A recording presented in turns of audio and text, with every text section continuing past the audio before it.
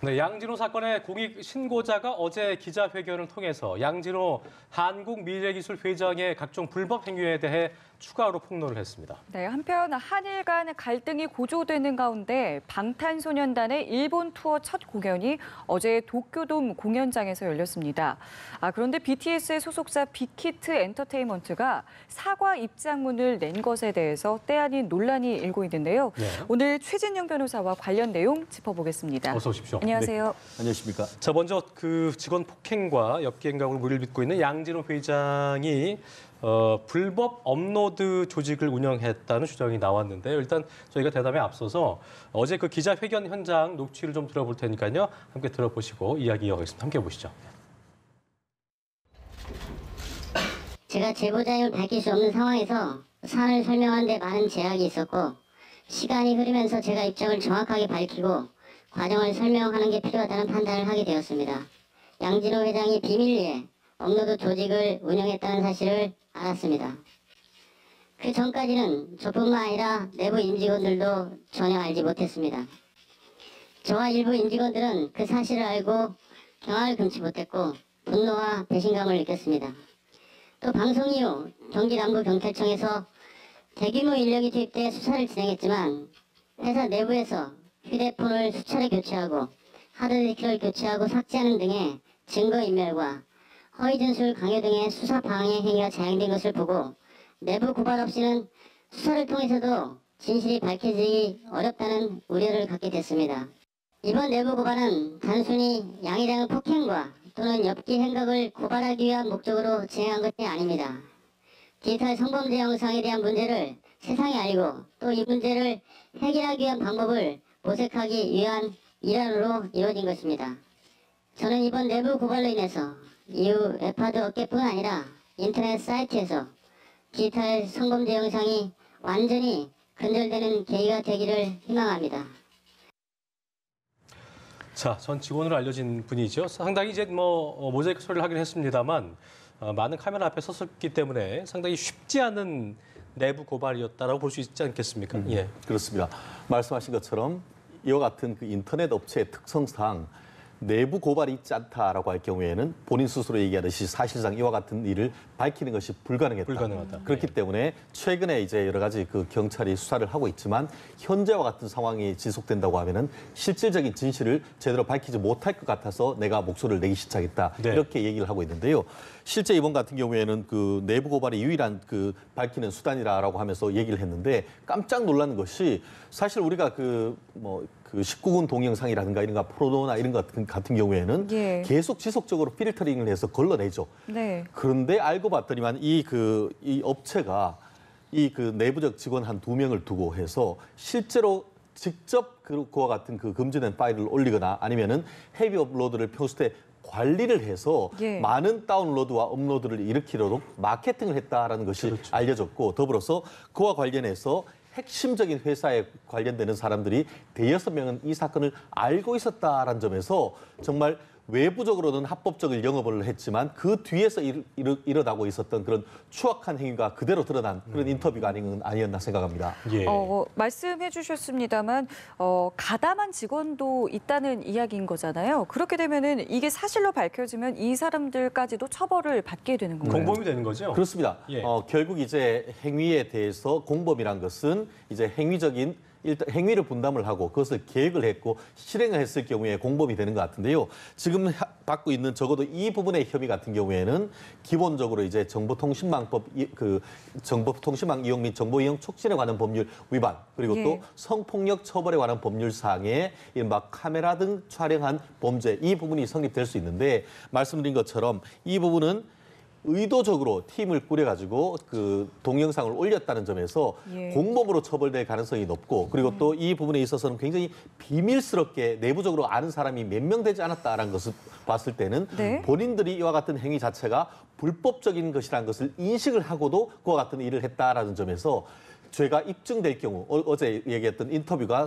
그대로 입증될 경우에는 처벌 수위도 상당히 높을 가능성이 높지 않을까 싶습니다. 그러니까 이게 보면은 저런 사이트에 들어가면은 그 팝업이 뜨면서 지속적으로 어떤 정부와의 협조 차원에서 필터링을 하고 있고 그런 애를 쓰는 모습을 보여주는데 결과적으로 회사와 관계없는 사인이 이런 걸 올린 것이 아니라 회사와 결탁을 해서 회사가 지속적으로 본인들이 그 불법 음란물을 올린 거잖아요. 한마디로 병 주고 약 주고 혼자 스스로 한 거네요. 다 했다는 것이죠. 예. 그렇기 예. 때문에 요즘 지금 얘기하는 것이 이른바 이 그 음란 동영상의 카르텔이다라고 얘기하는 것이 바로 이 부분 아니겠습니까? 지금 얘기하고 있는 그 웹 하드 업체 큰 2개 업체가 있고 또 더불어서 거기에 이제 그와 같은 그 금지되는 그런 동영상들을 거르는 업체 또한 그 스스로 네. 지금 운영을 하고 있었다고 그렇죠. 했지 않습니까? 예. 그것을 신고를 하면은 이른바 디지털 장의사라고 해서 그것을 돈을 받고 삭제를 해줬는데 알고 봤더니만 그 삭제를 해주는데도 돈을 받았는 것이고 뒤에서는 계속 올려서 다운받는 사람한테 돈을 받았는 결국 이쪽도 돈을 받 어떻게든 파일에 올리기만 하면은 계속 돈이 되는 그런 구조 속에서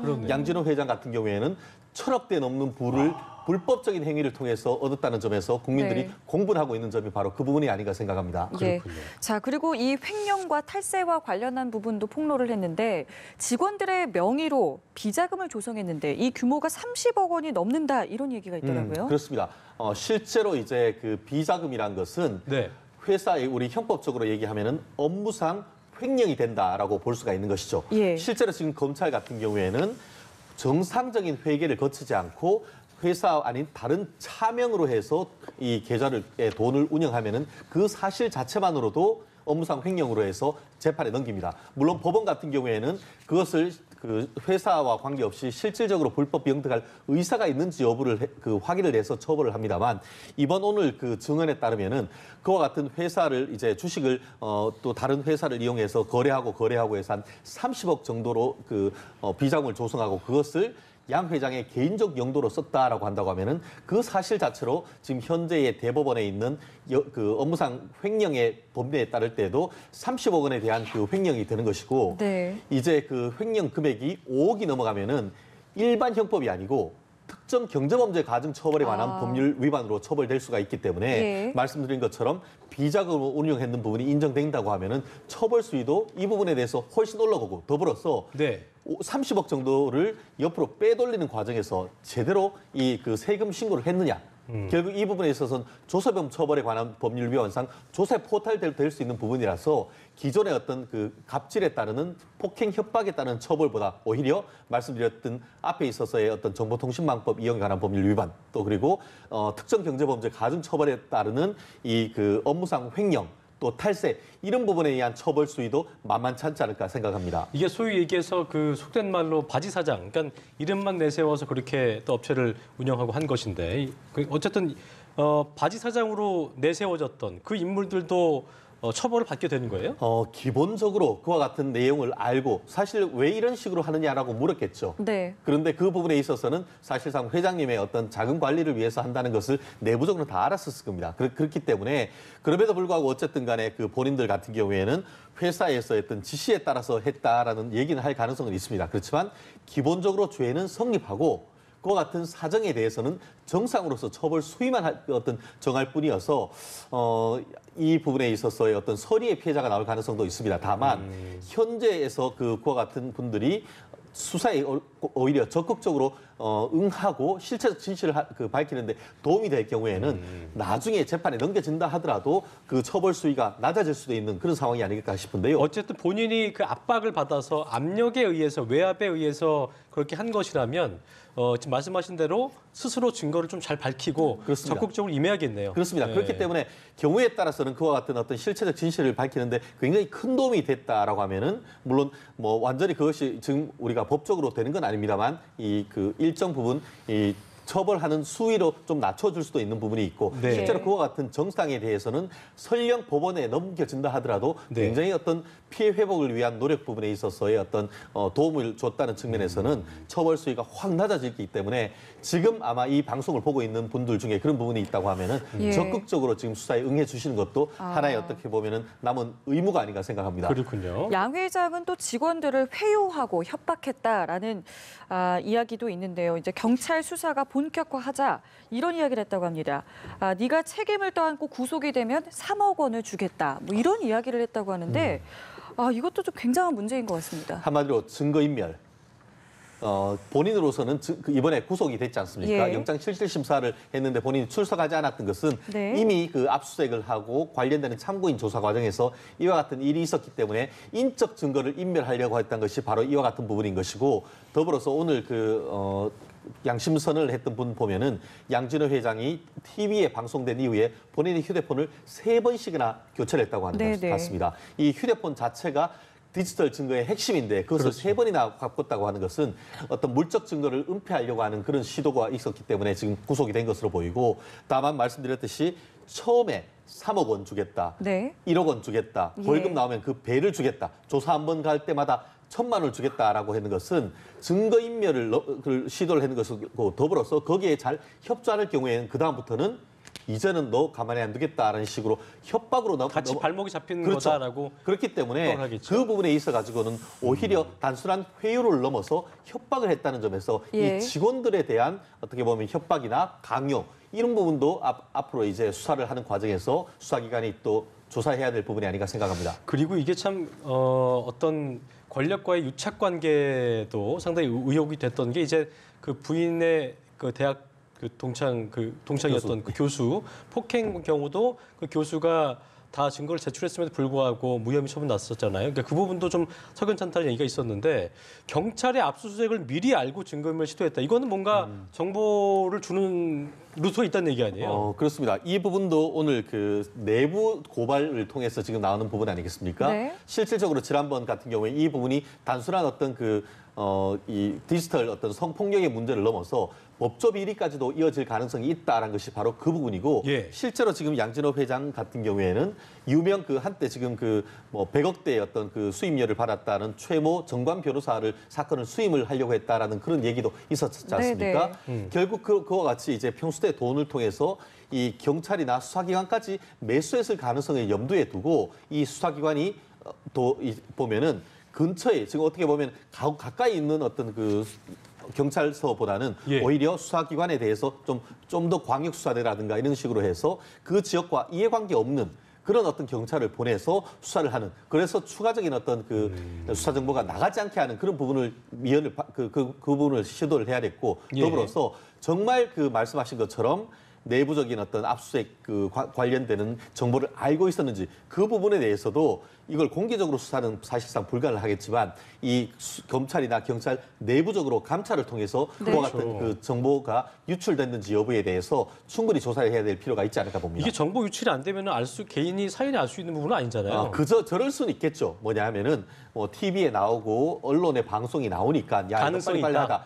빨리 찾아. 그랬는데 그 다음날 압수수색이 나왔을 그럴 가능성도 없진 않습니다. 그렇지만 내부적으로 특히 이 사람 같은 경우에는 이른바 인터넷 기술원의 법무이사까지 했던 사람이다라고 한다고 하면은 법적인 부분에 대해서 어느 정도 알고 있었을 가능성이 있는 분인데, 예. 그 분이 어떤 직감적으로 이 압수수색에 대한 어떤 정보가 유출됐을 것으로 보이는 정상이 있다는 것은 근거 없이 얘기했을 가능성은 낮다고 봅니다. 그렇기 그렇군요. 때문에라도 경찰 내부적인 이 부분에 대한 나중에 감찰 반드시 필요한 것이 아닌가 생각합니다. 네. 예. 그러니까 이 내부 고발을 한 분도 지금 이런 식으로는 이게 수사 진행이 제대로 안 될 것 같으니까 내부 고발을 결심했다라고 이야기를 한 부분 아니겠습니까? 결국에는 뭔가가 좀 이렇게 투명하게 진행이 돼야 될 것 같은데, 압수수색도 미리 알았다라고 한 이 시점부터 사실 또 많은 분들이 이게 또 제대로 수사가 진행이 이루어질 수 되겠느냐 있을까? 이런 그렇죠. 생각을 할 수밖에 없을 것 그렇습니다. 같아요. 말씀하신 것처럼 이 부분 같은 경우에는 지금 이제 수사 자체는 이제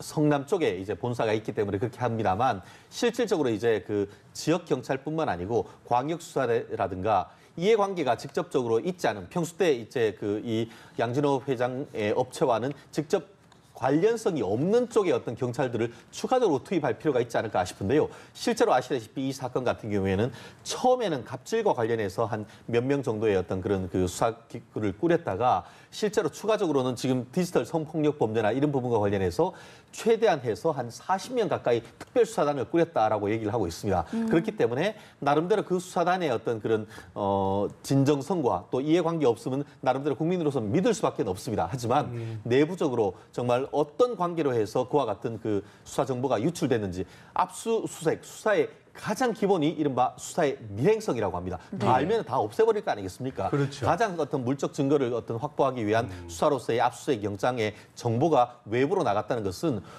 경찰로서는 뼈아픈 비판이기 때문에 그 부분이 재발되지 않게 하기 위해서라도 내부적인 감찰은 반드시 필요하다고 봅니다. 아무리 저렇게 내부 고발자가 얘기했어도 말씀하신 것처럼 증거인멸을 다 완성했다면, 다 완벽하게 없앴다면 이게 정황 증거만으로도 뭐 또 실제로 처벌 수위가 높게 매길 수는 없는 것도 있잖아요, 그렇죠? 그렇습니다. 말씀하신 것처럼 이번에 뭐 최근 같은 경우에 이제 강남에 있는 모 여고에 있는 그 성적 유출 사건 같은 그렇죠. 경우에는 예. 전격적인 압수수색을 통해서 많은 증거를 확보했지 않습니까? 우리가 실무가들이 얘기를 했을 때에 압수수색 했는 것만 보면은 수사의 의지를 알 수 있다라고 얘기를 하고 있습니다. 전격적인 수사 또 빠른 수사 이걸 통해서 수사의 밀행성 이런 것들이 종합이 돼서 어떤 초기에 그 압수수색을 통해서 물적 증거를 확보할 수가 있는데 내부적인 어떤 그 압수수색 그 기록이 외부적으로 유출돼 버린다고 하면은 사실 미리 대응해버리고 남은 것은 깨끗한 어떻게 보면은 창고밖에 없다고 하면은 네. 사실상 면죄부를 주는 것이나 마찬가지인 것이고 더불어서 말씀드렸듯이 처벌하지 않는 것을 넘어서 어떤 그 사법부에 대한 사법기관에 대한 신뢰 문제도 있을 수 있는 그런 부분이라서 이 부분에 대해서는 양 회장에 대한 구속 기소 그것뿐만 아니고 내부적인 어떤 수사 정보에 대한 관리 감독 이 부분에 대한 부분도 이 경찰 내부로서는 다시 한번 돌아봐야 되는 부분이 아닌가 생각합니다. 예. 네. 양진호 회장 지금 혐의가 9개에 엄청 달하지 많습니다. 않겠습니까? 글쎄요, 이 양 회장의 형량을 가를 주요 혐의를 꼽는다면 어떤 거를 그렇습니다. 꼽을 수 있겠습니까? 실제로 지금 이미 한 5개 정도로 해서 구속영장을 청구를 해서 네. 영장이 발부가 됐고 그 이후에 지금 같은 경우에 횡령 혐의라든가 아니면 탈세 혐의까지 해서 눈덩이 붓듯 지금 붓고 있습니다. 다만 지난번 같은 경우에는 체포영장이나 이런 압수수색 영장에서는 이 마약류에 관한 문제가 나왔습니다만 구속영장을 청구할 때는 그 부분이 빠져 있고 모바일 검사를 통해서 최종적으로 나오는 대로 재판에 넘긴다라고 했는데요. 기본적으로 지금 마약에 관한 법률 문제가 형이 굉장히 높습니다. 그리고 또 좀 전에 말씀드린 이 조세 포탈 그리고 이 특정 경제범죄 처벌에 관한 법률상의 업무상 횡령 이런 부분은 기본적으로 5년형 이상이 나올 가능성이 충분히 있는 부분이라서 지금 뭐 9개라고 하는데 아마 추가적인 범죄를 통해서 더 어떤 최종적인 어떤 기소 공소장에는 추가적인 얘기가 있겠습니다만 마약 그리고 또 업무상 횡령과 탈세 이 부분이 가장 어떻게 보면은 형을 가담할 수 있는 주된 어떤 범죄가 되지 않을까 생각합니다. 재판부가 다 따르게 배정되는 건 아니죠. 혐의가 뭐 다 다르다고 해서. 이 부분은 어떻게 될 수 있냐면은 일단 수사를 통해서 구속 기간은 일단 경찰은 10일, 또 검찰에 넘어가면은 기본적으로 10일이어서 또 한 번 더 연장을 해서 10일.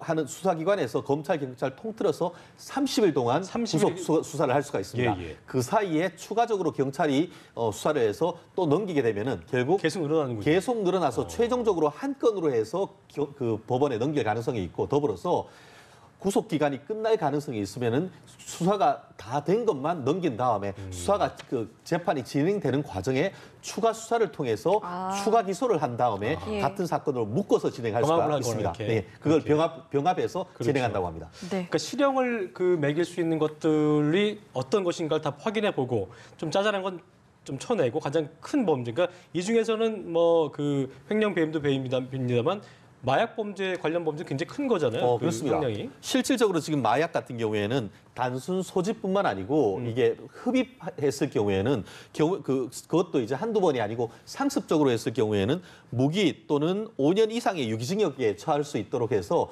처벌 수위가 굉장히 높습니다. 그렇군요. 물론 지금 양 회장 같은 경우에는 적어도 지금 알려진 바에 따르면은 대마초라고 얘기를 하고 있고 네. 전과는 없다고 합니다. 그런 경우에는 자백하고 할 경우에는 집행유예도 가능하지만 그것이 지금 얘기하는 것처럼 본인만 어떻게 보면은 했는 것이 아니고 가족들한테 강요했다든가 아니면은 회사 워크숍에 직원들한테도 피우도록 강요를 했다고 하면은 그것이 전체적으로 했을 때에 유죄로 인정될 경우에는 설령 초범이라 한다 하더라도 이 모바일 검사나 이런 걸 통해서 나오는 토약 양이 많고 다각적이다라고 할 경우에는 그것만으로도 어떻게 보면 상당히 적지 않은 형이 있을 수 있기 때문에 네네.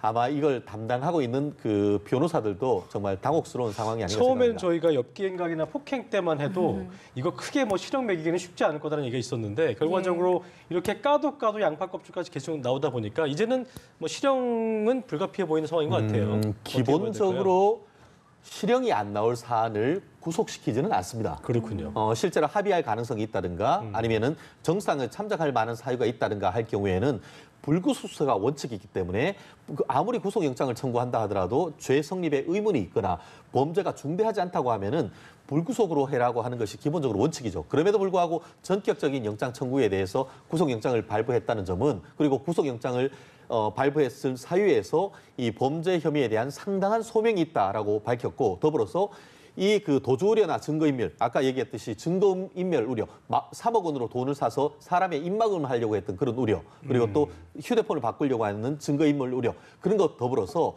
도주 우려를 합니다. 도주 우려는 뭐냐 하면은 중형을 받을 것이 예상이 되면은 사람은 그것이 설령 고위관직자라 한다라도 도주하려고 한다는 마음이 들 수밖에 없죠. 예. 그렇기 때문에 재판부로 봐서는 적어도 그 구속영장을 담당하는 재판장님도 봤을 때는 이 사건은 실형이 나올 가능성이 매우 높다라는 취지에서 영장을 발부했기 때문에 그러한 점에서 일부 뭐 개인적인 사람들과 합의할 수가 있을 겁니다. 그렇지만 조세 포탈이라든가 이 마약 범죄 이런 부분과 관련해 가지고는 초범이라도 구속이 될 수 있고 어떻게 보면 실형이 불가피할 가능성이 훨씬 더 높다고 보입니다. 네. 알겠습니다. 자, 다음 이슈 살펴볼까요? 방탄소년단이 일본 투어 첫 공연을 어제 했습니다. 했습니다. 사실은 이 투어를 앞두고 참 많은 일들이 있었지 않겠습니까? 저희 좀 간단하게 좀 정리를 해볼까요? 그렇습니다. 저도 오늘 그 아침에 신문을 여러 개를 보는데 네. 일간지 첫면에 엄청난 어떤 그 도쿄돔에 있는 이 5만 명의 관중이 찍은 사진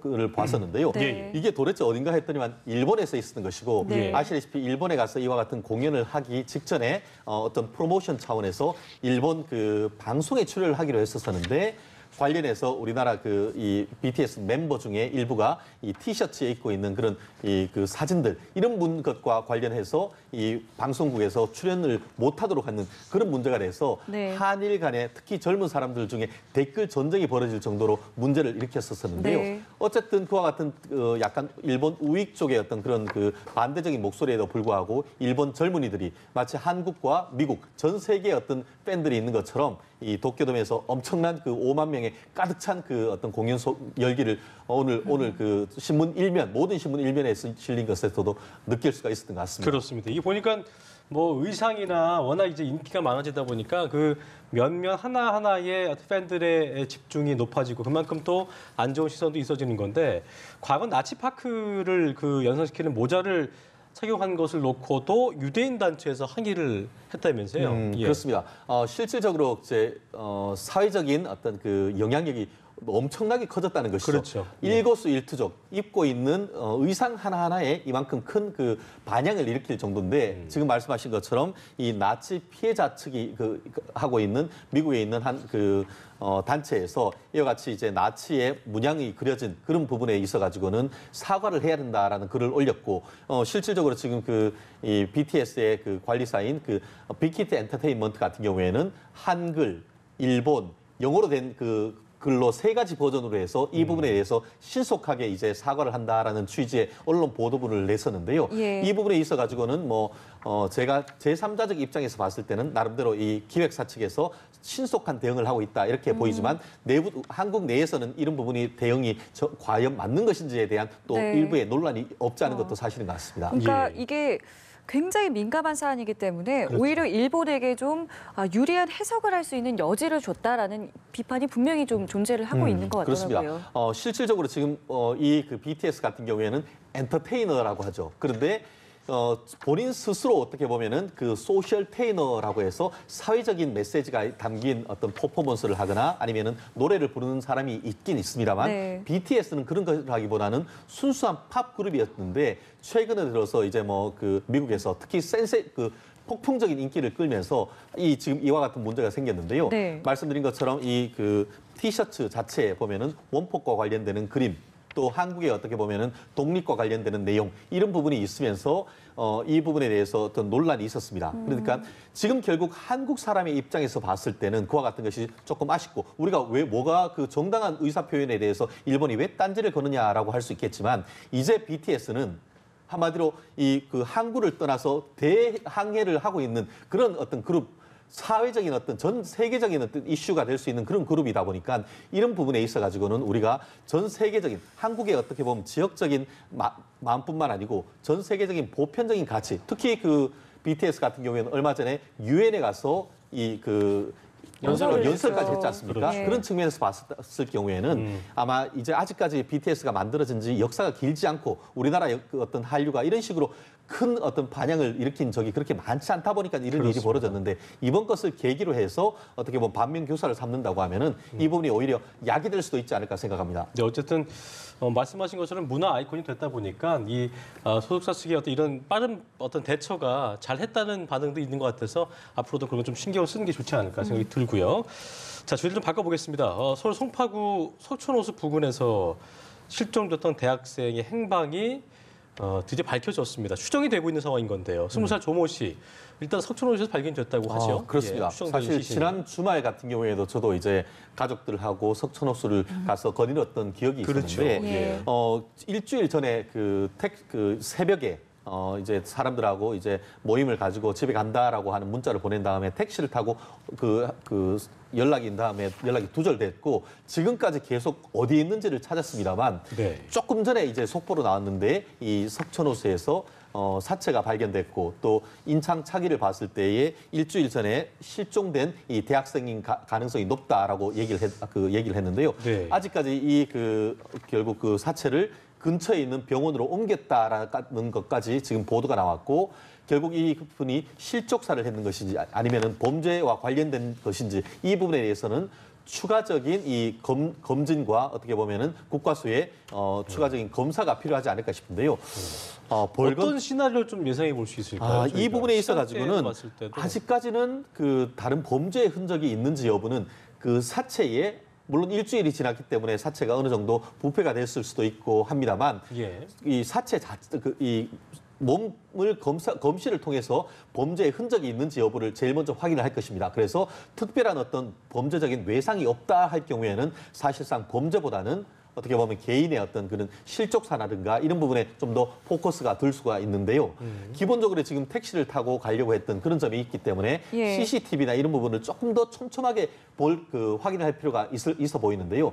기본적으로 그 주위 같은 경우에는 이 그 석촌호수가 인근에 있는 많은 어떤 그 지류가 석촌호수로 이렇게 물로 예. 들어올 수 있는 그런 구조인 것으로 제가 알고 있습니다. 그래서 네네. 위치를 조금 더 추적을 하고 해서 CCTV를 확인한다고 하면은 최종적인 어떤 모습 또 분명히 길지 않은 시간 내에 확인할 수 있지 않을까 저는 생각합니다. 네. 그 택시를 탔던 것들에 대한 이야기도 많았기 때문에 뭐 택시 기사를 뭐 소환해서 잠시 뭐 조사를 한다던가 이런 부분도 좀 당연히 그 부분을 해야 되겠죠. 예. 보통 요즘 같은 경우에는 젊은 친구들 같은 경우에는 돈을 주고 결제를 한다기보다는 택시비도 카드를 카드 통해서 결제를 결제를 많이 하고 하죠. 있지 않습니까? 그렇다고 하면은 카드 결제 내역이나 이런 것을 통해서 그 당시에 탔던 택시가 누군지를 특정할 수 있을 것이고 그리고 그때에 밤에 탔다라고 하면은 뭐 술을 취했다거나 또 젊은 사례 봤을 경우에는 그 택시 운전기사가 그 기억을 충분히 할 가능성이 저는 있다고 봅니다. 그렇기 때문에 예. 조금 더 먼저 이 그 사체에 대한 그 검시와 부검을 통해서 어떤 그 범죄 여부를 확인을 하고 네. 만약에 범죄 혐의가 있다고 하면은 예. 역추적하는 그런 과정을 거쳐서